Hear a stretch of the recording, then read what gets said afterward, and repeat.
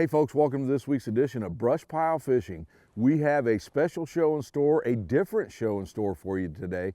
You know, whether I'm doing seminars or I'm checking my messages on Facebook, we always get asked about tournament fishing, especially people that are just getting into tournaments. How do they do it? Should they join a local club? How do they set things up? Well, we've got a great show for you folks. My good friends Tom Hankins and Ron Bilbrey, they won the first ever ACT tournament, and they are going to be our special guest today. And these guys do it very well. They're going to give you the ins and outs on getting started for tournament fishing. So I'm going to kick back and I'm going to enjoy also. So you stay tuned. We'll be right back with Brush Pile Fishing. Many people look at a lake and feel a sense of calm serenity. Crappie fishermen feel the heart-pounding anticipation of the thump. That's why host Russ Bailey is addicted to crappie fishing. It's this addiction that takes Russ from the Midwest to the Deep South in search of the best lakes, techniques, and patterns from some of the best crappie anglers in the country. Right here on Brush Pile Fishing.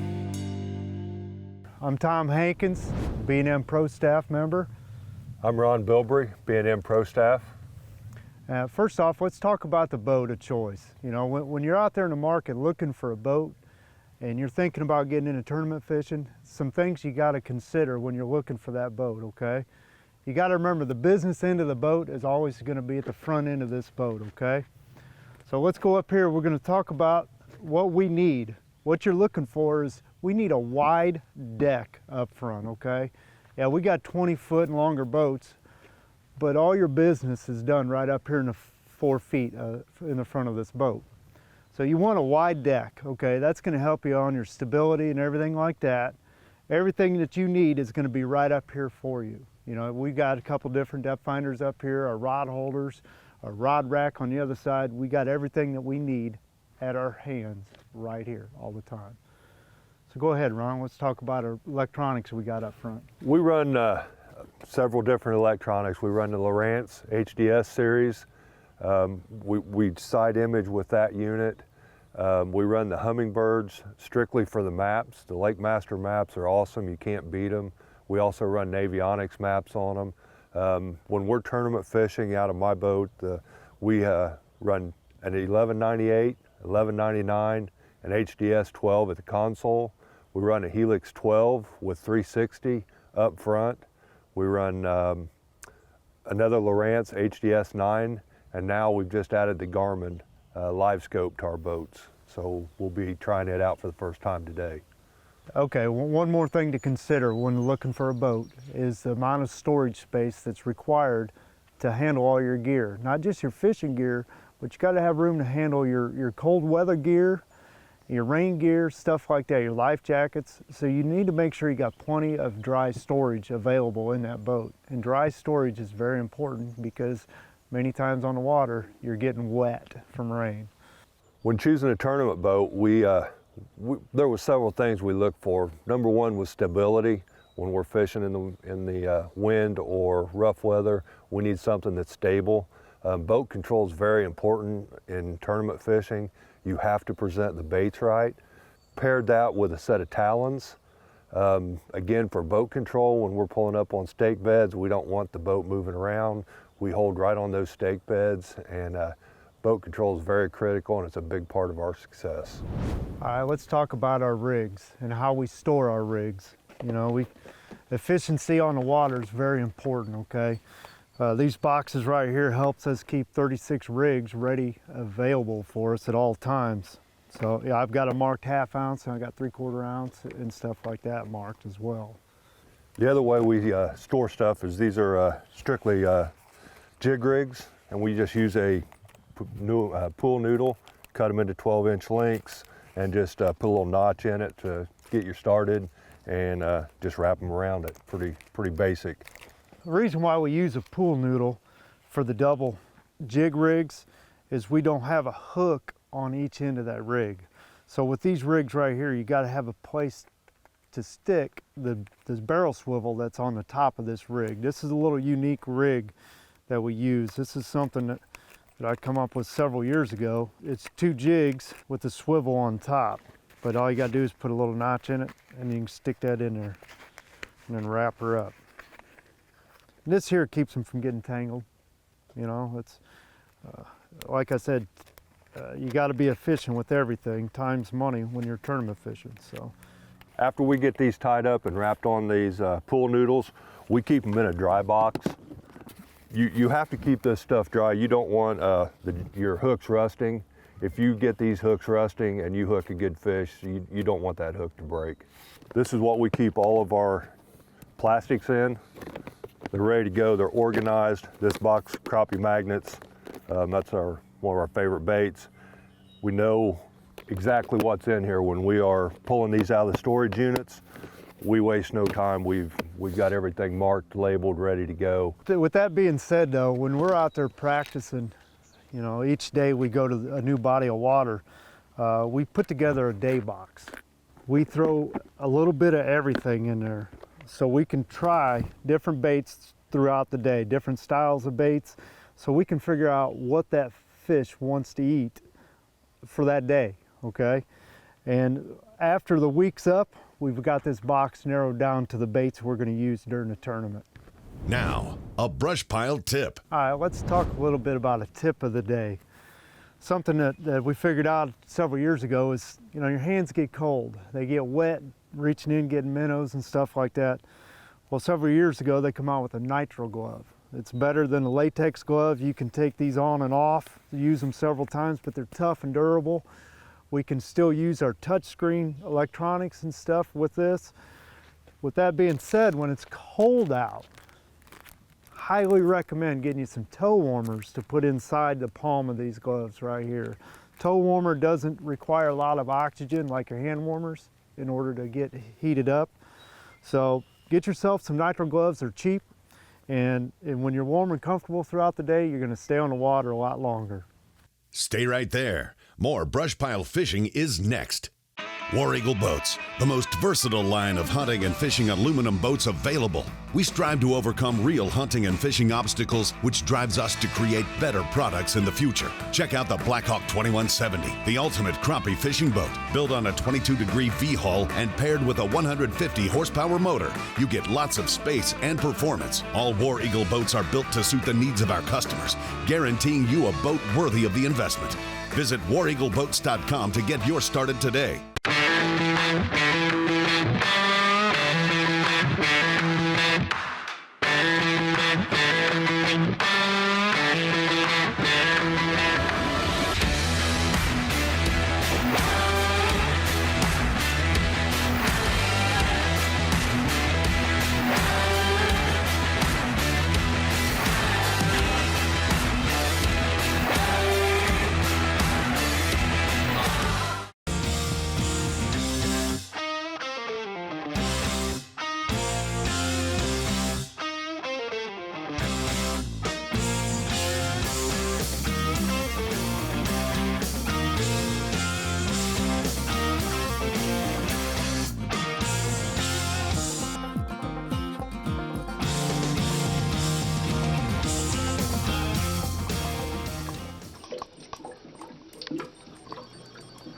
Introducing NKT.TV, a brand new solution for the cord-cutting generation. With NKT.TV, viewers enjoy viewer-specific programming, with the ability to pick and choose the channels you wish to subscribe to.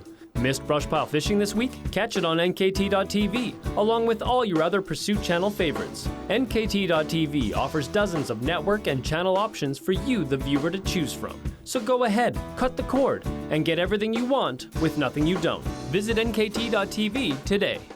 Brush pile fishing is brought to you by these fine sponsors.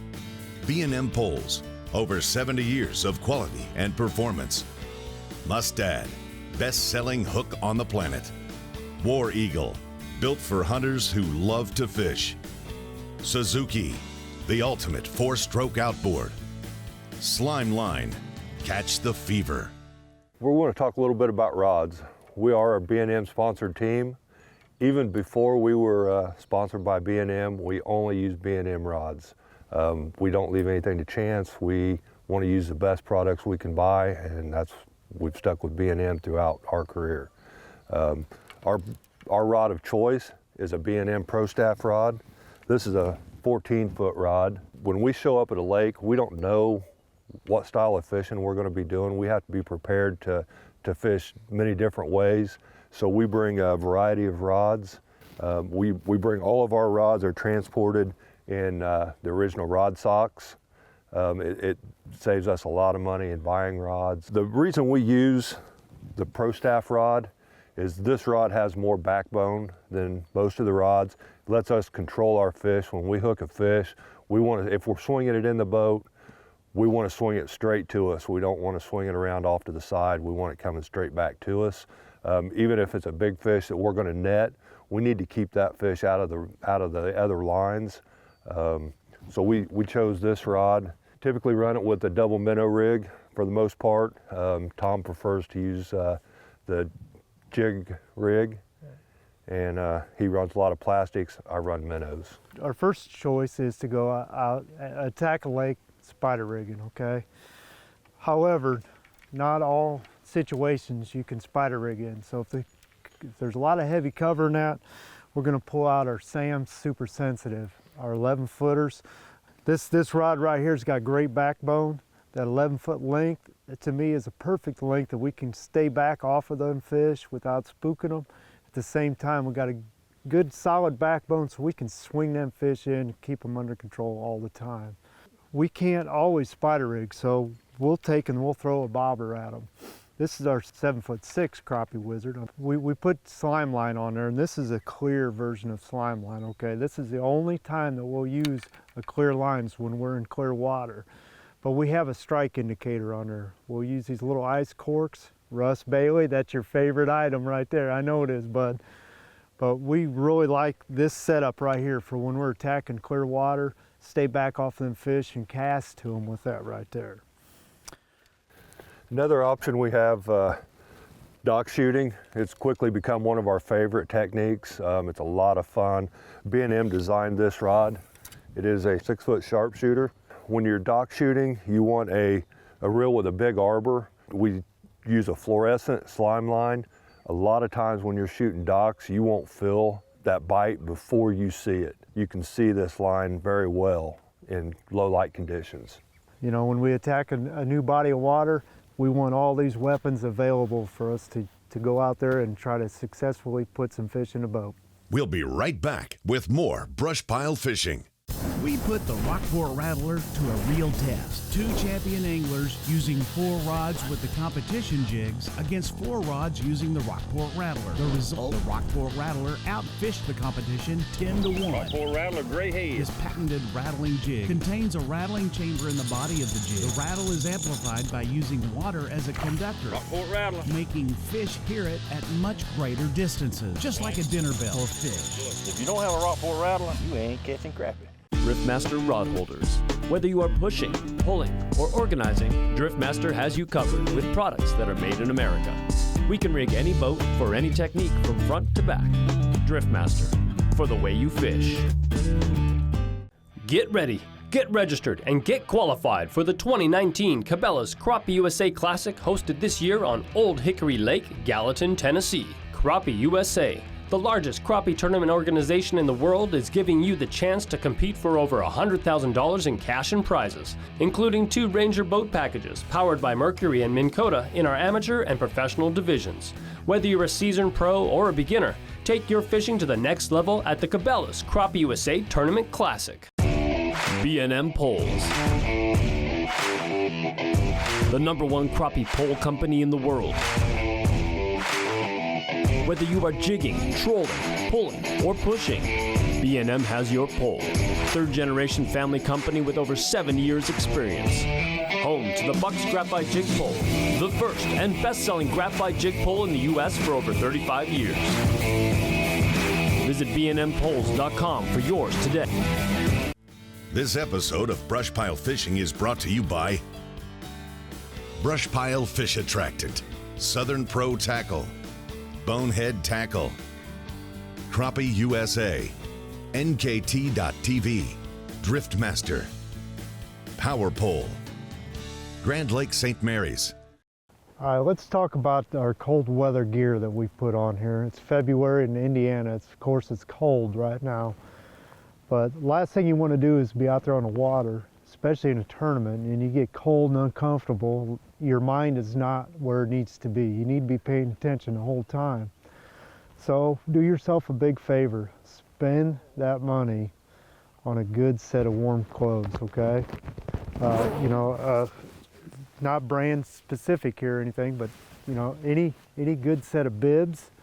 Gore-Tex is definitely a good way to stay dry, but staying warm. I've got uninsulated stuff on bibs because I wear the long underwear and everything like that, insulated jeans and stuff underneath this to help keep myself warm. Then I just got a regular old nice warm coat because my Gore-Tex coat is uninsulated, so I would put that over top of this if it starts raining on us. Talk about yours. Yeah, this basically I have the same thing, and I prefer to dress in layers. I wear starting with a very thin wicking layer, and then I dress up from there and just keep getting heavier and heavier. This is a pretty well insulated coat that I wear underneath my rain suit. Boots are pretty critical. We wear an insulated waterproof boot. You definitely don't want your feet to get wet. That's how we dress for cold weather. We're going to go ahead and head out on the water, do a little side scanning, show you what we do on the water prior to fishing a tournament. So when we show up at a lake, like Tom mentioned before, we know exactly where we're going to go to start. We've got that starting point picked out. We may side image for hours before we ever put a line in the water. Side imaging is critical. We're structure fishermen. We target structure, stumps, brush piles, stake beds, anything that's going to hold those fish. We want to know what's in that area that we're planning on fishing. So we make sure we have a detailed map of the bottom of the water. We do that with our Lowrance. We can record the bottom of the lake with that and overlap it on the map, and then we know exactly what's in that area. So we side scan hours and hours before we ever start fishing. Now, a brush pile tip. All right, everybody, let me talk to you a little bit about something that we do remotely before we ever get to a lake, okay? We use every tool we can to our advantage. We're several hundred miles away from these lakes living here in Indiana. However, we've got the tool of Google Earth. And this is a little device that we use faithfully before we ever go to a lake. So let me show you what we do here. All right, here we got Grenada Lake, Mississippi. As you can see, it's a big body of water, like 36,000 acres, and there's no way in a couple days we're going to figure this lake out. But something that I do when I'm using Google Earth, I like to go around, first of all, and find these boat ramps, okay? Here we got a boat ramp that's got one boat on it, one trailer, okay? And I'll drop a pin on there. That way when I get to the lake, I already know where the boat ramps are. Here's another boat ramp. This boat ramp here just gives me a ton of information. I can see a ton of boats on there. That's telling me that this time of year, these fish are up on this end of the lake. And now with this being a drawdown lake for winter, as we can see right now, we've got it at full pull. There's 3/21 of 2016. That's showing that right there. So now I'm going to go back one more time. Now you can see with it being drawn down. This here is a ton of information right here. We can see the creek channels where they're at. And now what I like to find out too is with it being a drawn down lake, I want to know where does that water stop. Okay, this is as far down as they're going to draw it. So given the springtime of the year, as this water's starting to come up, then fish are going to start stacking up in this area right here. And you can see that there's a boat ramp right there that you can use even when the water's drawn way down. So this here would definitely be one area that I would target right off the bat. Tons of information. You can see all the different creek channels that a guy can go in and he can fish as that water gets up, these little bit deeper ditches. That right there will play a big part on your success on the tournament trail.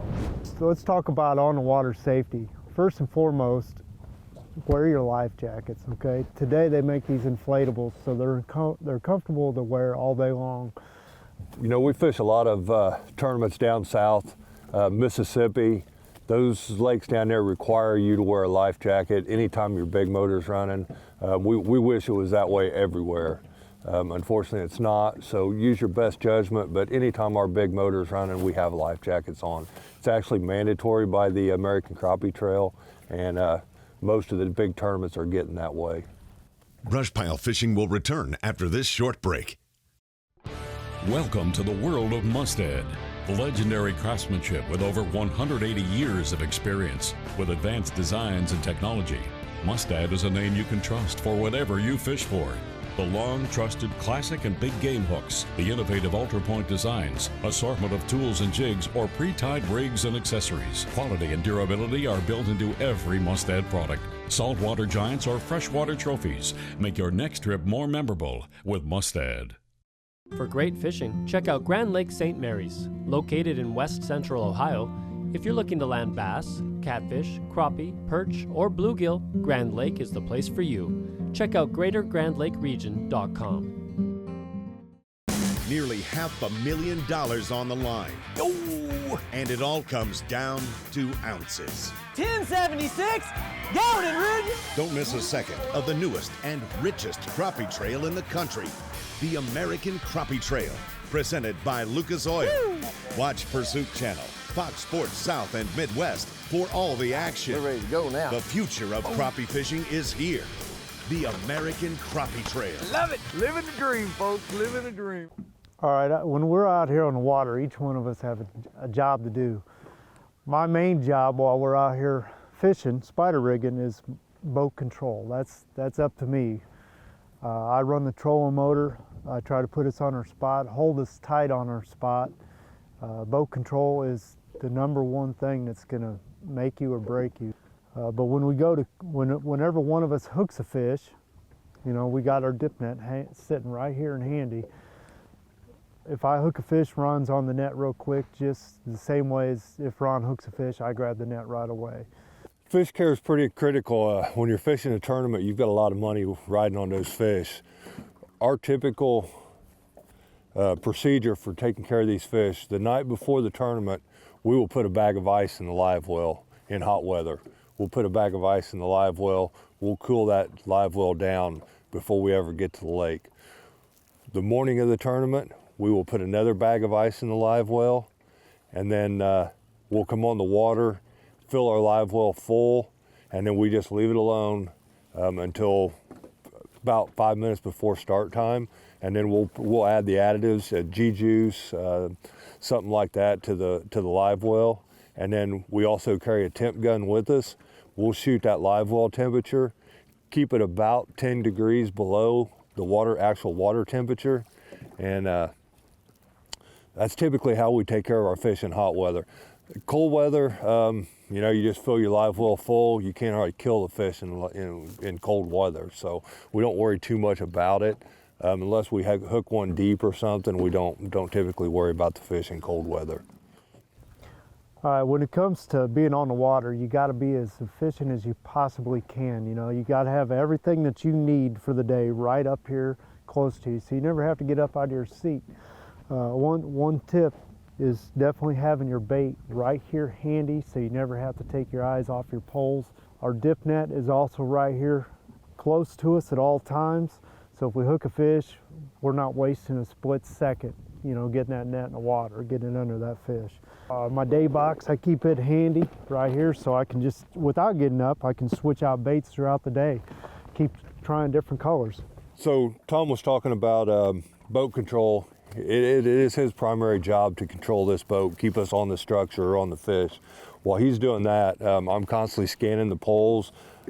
His eyes are fixed usually to the map, not so much to the poles. So I'm always watching the poles, watching our surroundings, seeing what's going on around us, keeping him informed.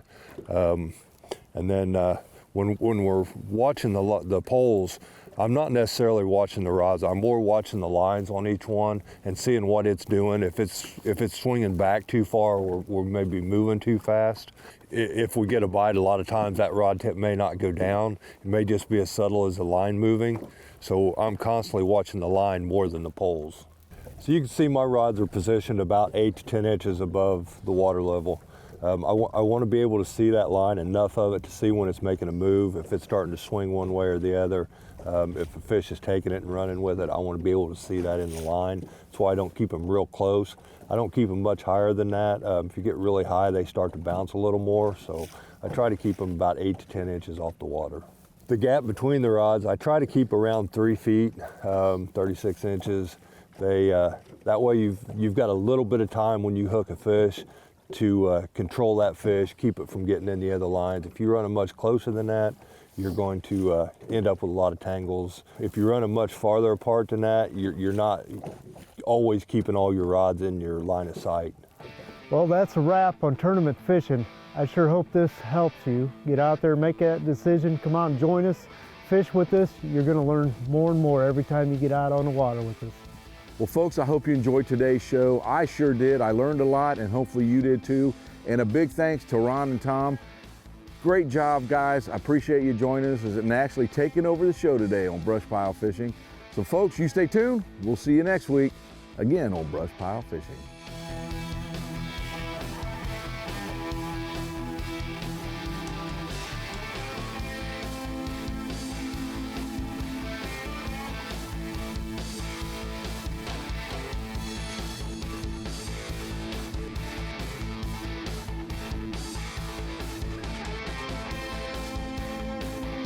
For more brush pile fishing excitement, find us on Facebook, YouTube, and Instagram.